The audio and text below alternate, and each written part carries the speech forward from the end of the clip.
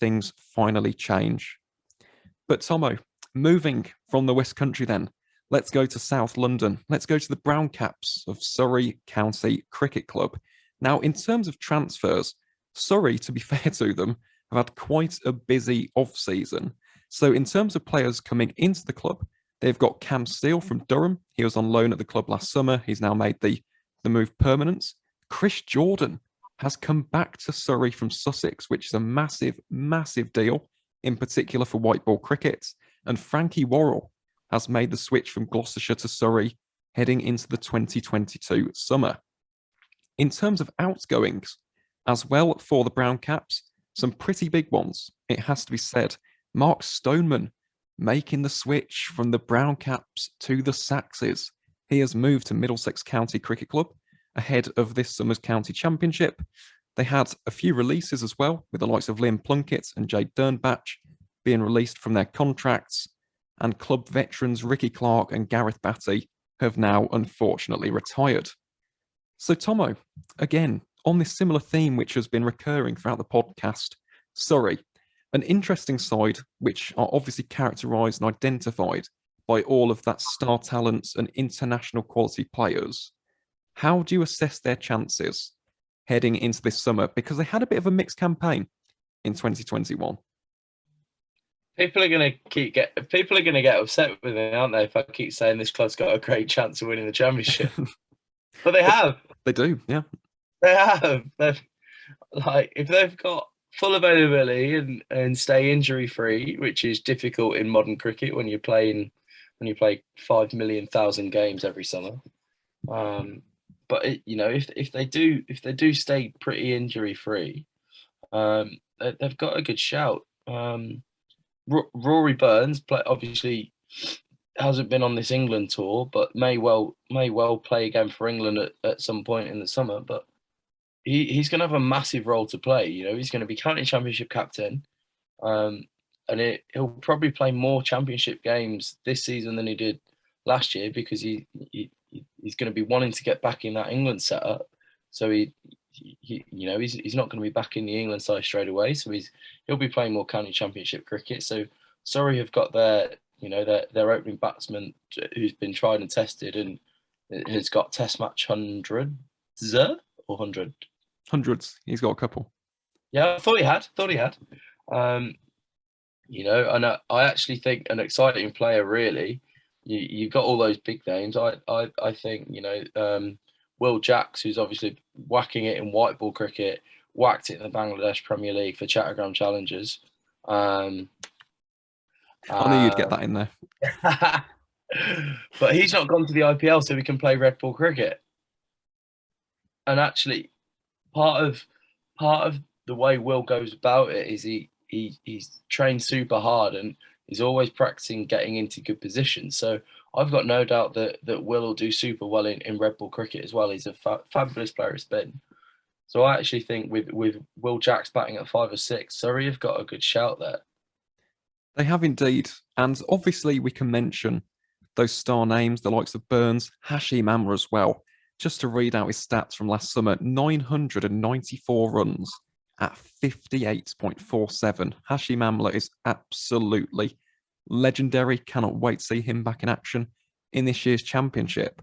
But you've got those two at the top. You've got Ollie Pope coming back, who, as we all know, averages well over 60 in county cricket. And then you've got the likes of Folkes and Curran as well. It's a ridiculously strong squad on paper. Curran's, yeah, fair enough. Tom and Sam. Although, is Sam coming back from injury? I think he may be fit, for the first game of the season against Warwickshire. Might be right. Oh, that's typical, isn't it? He's fit for the one game of the season where we're playing against them. But obviously, aside from those star players as well, the thing which impresses me about this Surrey outfit from a batting perspective are the backups. Will Jacks, great shout, but they've also got Ryan Patel, really, really impressive top order option. And then Jamie Smith, who's one of the hottest commodities in county cricket right now across formats. Great wicketkeeper batter, to say the least. My issue with Surrey, though, and this is going to sound really strange, considering they've got the likes of Kemal Roach and Chris Jordan and Frankie Worrell, I think their bowling attack might actually play against them in this year's championship. And I do have a reason for saying that. Last year in 2021, Surrey as a bowling unit took 164 wickets with a team average of 33.32. That was the least amount of wickets taken by any county championship attack in 2021. I do have to preface that by saying, of course, they do play at the Oval. Very, very flat, very much a batting paradise. But this team needs to make more consistent breakthroughs. And when your leading wicket taker is Jordan Clark, and he's taken his wickets at 28.25, but he's only taken 32 wickets, it does suggest to me that this bowling attack needs to step up more in 2022. They have got some very, very stiff opposition in this year's championship. We've already alluded to the likes of Somerset. We'll talk about Warwickshire. The likes of Lancashire as well are going to be tremendously, tremendously difficult to break down. Do you see that as their Achilles heel as well, Tomo? Or do you see it being something different? What do you think could be an underlying weakness of this Brown Caps outfits heading into this year's championship? Yeah, I think you make an interesting point, Aaron, actually. It's a very, very well made point. But personally, for me, I don't think it's personnel related. It's definitely not for talent or for ability. So obviously Surrey have got a slight restructure of their coaching staff this year, with obviously Vikram going over to Lucknow. So Gareth Batty's obviously their interim head coach. So obviously Batty's been around the environment as a player, but I think as a coach you have more of an impact and more of a directive, and you're able to influence players a little bit more than just as when you're a senior player. So I would actually say that this bowling attack might come back stronger this year. Those issues will probably have been highlighted by Nat, their analyst. So be prepared for Surrey to come out fighting. I do expect that as well, to be honest. And obviously with the likes of the Currans coming back as well, massive, massive bonus. But we've spoken there mostly about seam bowlers. But Surrey also have two of the most exciting young spin bowlers in the entire circuit right now, in Amar Verdi and Dan Moriarty. Again, it does come back onto that theme. It's not for lack of talent. This bowling attack is absolutely stacked in terms of talent, but just as a unit, for some reason or another, and it could have been the pitch at the Oval, for example, that could well be a factor, but they just didn't gel in 2021. With the reintroduction of Kemar Roach, you've got the entire season of Frankie Worrell, you've got the likes of Reece Topley coming back and playing first-class cricket.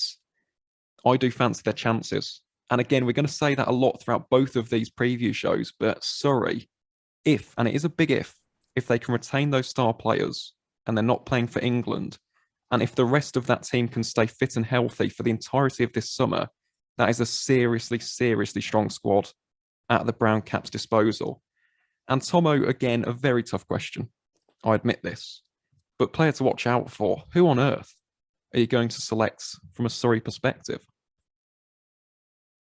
Oh, good question. Because there's so many from Surrey. Overseas, you'd probably it's Hashim, isn't it?